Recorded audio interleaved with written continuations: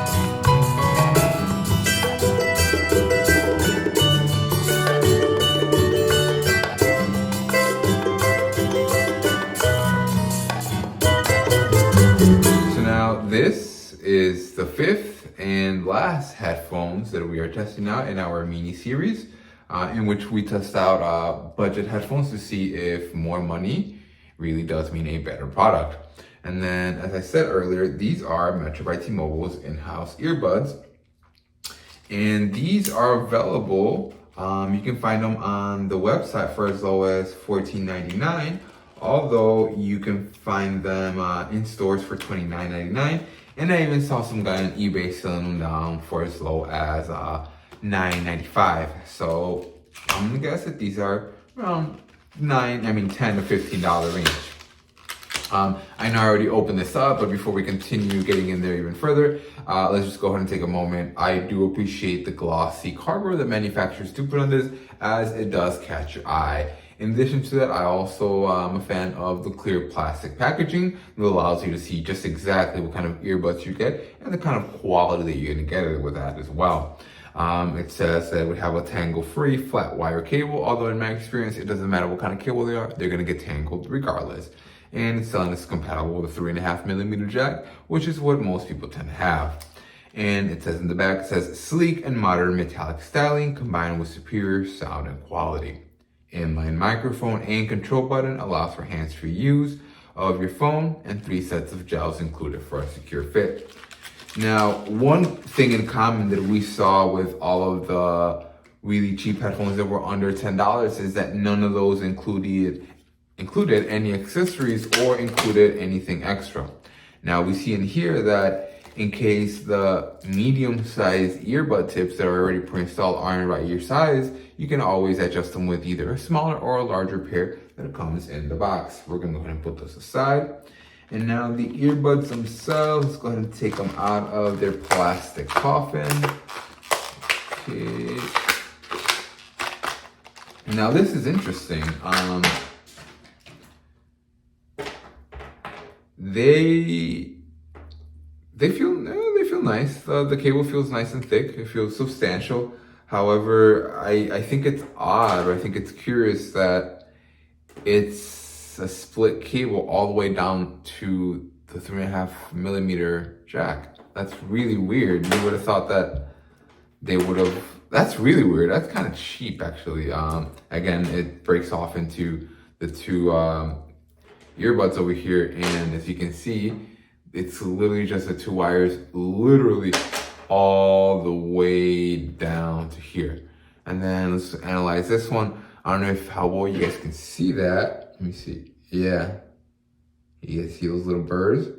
Like I said, I've worked in injection molding, I've worked in plastic manufacturing, and that is just sloppy work. Now let's go ahead and take a look at our inline controls. This is where the microphone is housed as well. You guys can see a little pinhole microphone, And this button, when you press it, it's gonna answer your phone calls in case you have an incoming one. And it's gonna, if you press it again, it's gonna end it. Now, I'm gonna guess it's very similar to all the other ones we've tested out, in which when you are playing a song, if you tap it once while it's playing, it's gonna pause it. If you tap it while it's paused, it's gonna play it. If you double tap it, it's gonna skip forward to the next song. And if you triple tap it, it's gonna skip backwards to the previous song. And I just wanna take a second to look at these up here. They say they're metallic. I mean, they certainly sound metallic, but they just sound so cheap. And they don't, the drivers aren't close enough or strong enough for them to hold each other up here. Let's go ahead and take this earbud tip off and see what the actual earbud looks like on the inside. And we have a nice mesh grill. Let's see, you see that? Yep. That is going to hopefully help us keep out debris and other dust from getting in there. That's pretty good. But without further ado, let's go ahead and test out their sound quality. Let's see how good or how bad they are. Okay, so I've heard enough. All right. They're not bad. They're good, actually. They are, given the price point, given what they are, I'm gonna have to give these a solid C+. I'm gonna give them a C because, again, they sound good. They sound okay. They're not a bad pair of headphones. It doesn't seem like anything scooped in particular. It doesn't seem like the lows are turned up. It doesn't seem like the highs are turned up. It seems to be a pretty flat, pretty standard pair of headphones. Where I am gonna dock them, or where I am gonna give them their that lower C- rating, is gonna have to be definitely on the build quality, as I'm not a fan of the fact that the two individual cables literally continue all the way down to the jack. And also, as I was able to show you guys earlier today, that jack quality is not the best. As I said, I worked in manufacturing, I worked in plastic injection molding, and I can tell you it's not that hard to clean stuff off a little bit better. In addition to that, I am going to give them that lower rating just because, meanwhile, it was flat. Meanwhile, it seemed fairly true to what the sound was within their $15 capabilities. It almost sounded like stuff was in another room. It almost sounded just the slightest bit muffled, where I can easily say that the Atalax AL606s that we reviewed the other day were crisp. These just sounded so good. You know, too bad they happen to be a piece of crap that fell apart on us the moment we took them out of the box. Now, that being said, let's go ahead and run these through our new pull-apart test that we have had designed for these cheap pairs of headphones, as we saw on, again, the AL606s, which you can watch up here. They fell apart. They were just a garbage pair of headphones, and it's such a shame because they sounded so good. That sound, that high end, was just so good. Like, you guys can't imagine. But again, let's try to see if we can pull these apart. My fingernail is able to get in between there, as you guys can see, but it seems like it is not falling apart. I mean, these fell apart.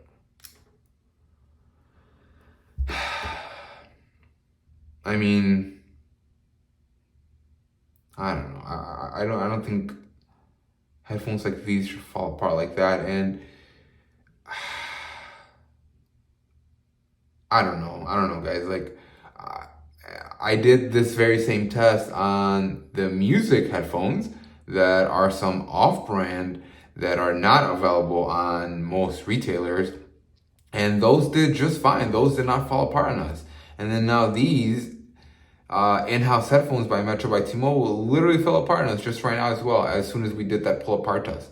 Now that is garbage, you know, and I'm definitely going to quote Dangpaz on this when he said that the biggest companies tend to make the biggest garbage, and that is 100% true. This is a Metro by T-Mobile headphone. This is an in-house headphone that bears their name, that bears their brand.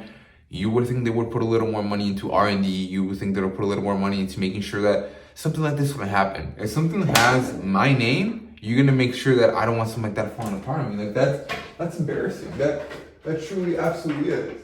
You know, how is it that this no-name pair of headphones that you can find for what, $9-10 from a mass retailer? How is it that these are perfectly flush and fine? Like, how are these not falling apart? How am I sticking my fingernail in there trying to tear them apart and they're not falling apart? And these are some no-name headphones. How do some no-name headphones beat you? a big conglomerate. I don't know. I'm again, the biggest companies make the worst garbage. After these falling apart on me, I am going to definitely have to give them an F rating, as the sound quality was subpar to begin with, and the fact that they just fell apart on me like that, I really didn't like that. Also, that plastic injection molding really wasn't the best. And let's just, for kicks and giggles, make sure that at least our in-ear controls work. So again, if we tap it once, oh, great, we broke it. Okay, well, there we go. If we tap it once, it pauses it. If we tap it again, it'll play. We double tap it, it's gonna restart the song or to the previous one. Again, these guys get an F through. Like, I really wasn't expecting them to be that bad. I'm severely disappointed. I still can't believe that some off-brand headphones are better than these, And what's the lesson? What did we learn today here? Well, it turns out that you either buy dirt cheap headphones for $5, $10 that happen to hold up pretty okay, or you go all the way to the top well, not all the way to the top, but you go, a little bit higher up or a little bit higher into the mid-range, and you go to get JBLs. Because these mid-range, these in-betweeners, they're so bad. They're just absolute hot garbage. And 100%, the biggest companies make the worst garbage out there. Thank you for watching. Go ahead and make sure to be subscribed. Let me know in the comments, what are your experiences with crappy headphones? And then once you do that, let me know what would you do if you happen to win an Alcatel Joy Tab 2 tablet. As the moment I reach 750 subscribers, I am going to be giving one of these away. Again, all you need to do to be entered into that giveaway is make sure to be subscribed and comment. What is your experience with crappy headphones? How bad has it gotten? Have you had a good experience with cheap headphones? Go ahead and let me know. And as always, thanks for watching.